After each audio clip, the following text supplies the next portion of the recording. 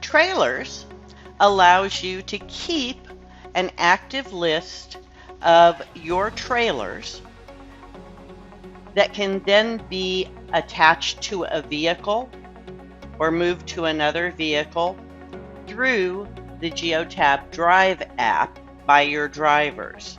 If your vehicles are picking up and dropping off a variety of different trailers throughout the day, this is a very effective way to keep track of them.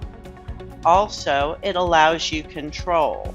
Although the Drive app would allow drivers to add trailers if you give them that permission level, a lot of our customers have found that the same trailer gets added multiple times and the trailer list just gets out of hand.